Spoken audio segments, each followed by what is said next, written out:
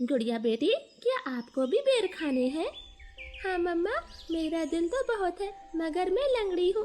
मेरी बेटी लंगड़ी है तो क्या हुआ, उसकी माँ तो स्वस्थ है। चलो आज मैं आपको बेरी के पेड़ पर ले जाती हूँ। आप भी जग्गू कुक्कू की तरह डाल पर बैठकर खूब बेर खाना।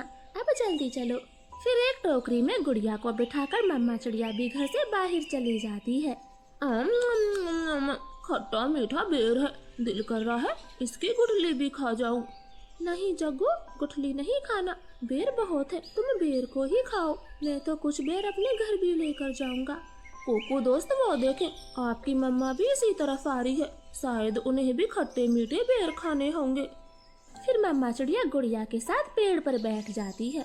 गुड़िया तो कई महीनों के बाद घर से बाहर आई थी, वो बहुत खुश होती है। यहाँ कितना अच्छा लगता है, खुला आसमान, चारों तरफ पेड़ पौधे और ताजी ताजी हवा। लो गुड़िया बहन, ये बेर खाओ, ये और भी मजेदार है। ऐसे वो तीनों गुड़िया को बेर तोड़ तोड़ कर खिलाते हैं। दूर छिपी हुई बुरी चील उन पर नजर रखे हुए थी।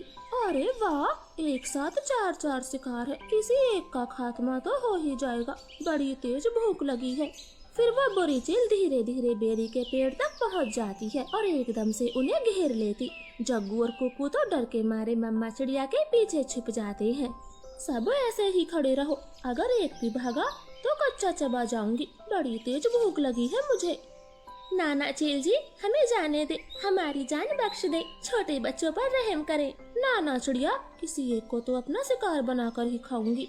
चील उनके सामने बैठी थी। तभी धीरे से जग्गू कौवा कुक्कू के कान में बोलता है, कुक्कू दोस्त, इस चील को गुड़िया को सौंप देते हैं, वैसे भी गुड़िया लंगड़ी है, ये जी कर क्या करेगी, कम से कम हम तीनों की तो जान बचेगी। जग्गू की ये बात सुनकर कुक्कू तुरंत अपनी माँ से बोलता है, मम्मा मम्मा, गुड़िया को यहीं छोड़ दो और चलो यहाँ से, हम अपनी जान बचाते हैं। हाँ भाई, ये भी ठीक है, मेरा काम इस लंगड़ी चिड़िया से ही चल जाएगा, तुम सब चले जाओ। चील ने इतना कहा ही था कि तभी रानो चिड़िया जोर से चील को धक्का मारती है और पेड़ से नीचे गिरा देती।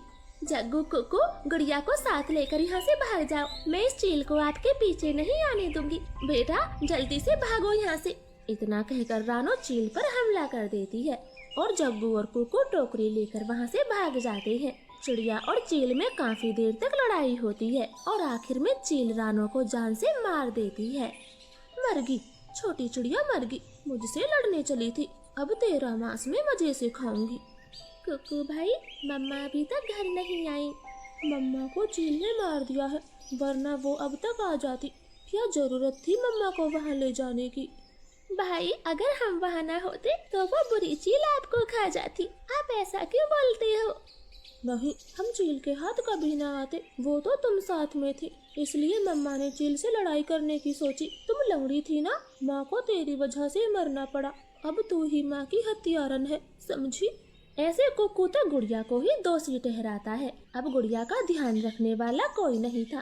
कुक्कू सारे दिन बाहर घूमता फिरता, वो लंगड़ी बहन का बिल्कुल भी ख्याल नहीं रखता, चाहे वो भूखी हो या फिर प्यासी हो। भाई, सुबह से रात हो गई है, आप मेरे लिए कुछ खाने को नहीं लाए? जंगल में भोजन की कमी हो गई है, अपना पेट भरना ही बड़ा मुश्किल है, ऐसे में तेरे लिए दाना कहाँ से लाता? ऐसा बोलकर कुक्कू तो सो जाता है। गुड़िया को पूरी रात नींद नहीं आती, क्योंकि वो तो कई दिनों से भूखी थी। मम्मा मम्मा, अगर आज आप जिंदा होती तो मेरा कितना ख्याल रखती, अब तो मुझे भी भूखा